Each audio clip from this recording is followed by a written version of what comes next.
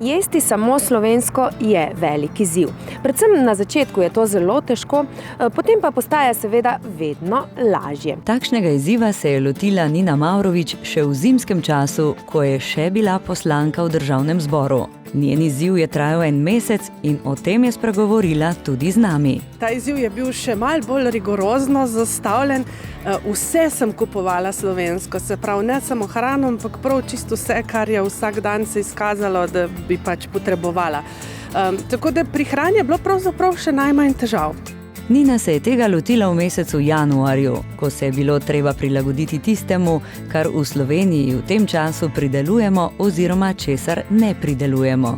Prvo kot prvo, določenega sadja pa zelenjave v Sloveniji zaenkrat res še sploh ne pridelujemo, sploh kar je bolj eksotičnega, kakšne banane, večina agrumov, to je odpadlo.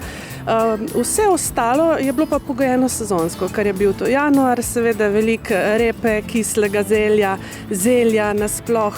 Zadala si je 2 nalogi, da bo ljudi o tej temi ozaveščala in da bo naredila številne raziskave oziroma se pozanimala o številnih zanimivih informacijah glede slovenske prehrane in drugih slovenskih izdelkov. Javnost je to hitro zaznala in spremljali so jo številni preko družbenih omrežij in ji tudi pomagali. Res je, jaz sem to vse nekako peljala na družbenih omrežjih, ravno zaradi 2 zadev. Eno je seveda ozaveščanje. Jaz mislim, da če si neke vrste javno izpostavljena oseba, potem je tvoja dolžnost, da narediš tudi kaj koristnega. In s tem mislim predvsem na ozaveščanje ljudi. Drugo je bilo pa to, da jih je ta akcija nekako posrkala vase, ne? In zelo hitro, že po kakem tednu sem začela dobivati ogromno odličnih namigov, ne?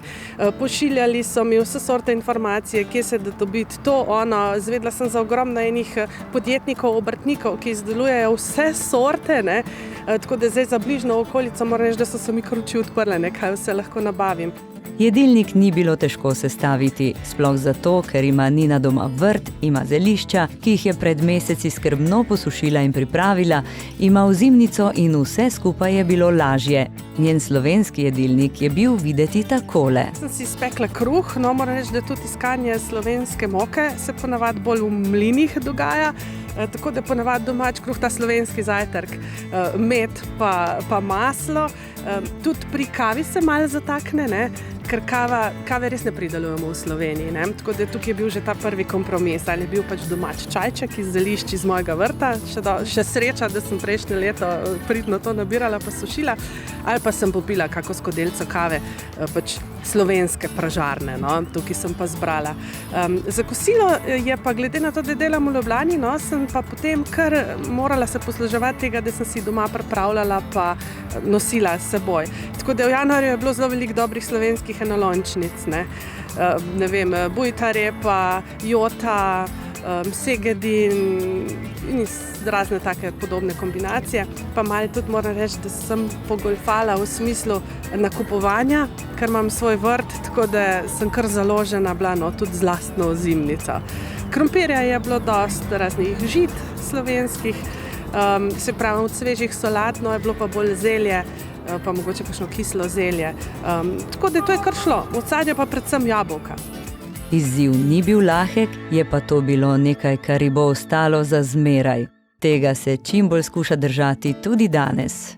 Sigurno mi je ostalo bistveno več kot pa prej. Jaz sem že prej zelo stremela k temu, da sem nakupovala čim več domačega, pa čim več slovenskega, ampak šele januarja sem videla, koliko več se da, no. Tako da moram reči, da vsekakor je ostalo, ampak kakšno stvar pa še vedno posežem, no, po pač tujih znamkah, to brez veze, da bi se sprenevedala. In tudi z cenovnega vidika, to je bil en tabu, ki sem ga hotela preseči, ne. Pravzaprav to, kar je slabša plat, kar se tiče izbire, je hkrati dobra plat pri cenovnem vidiku.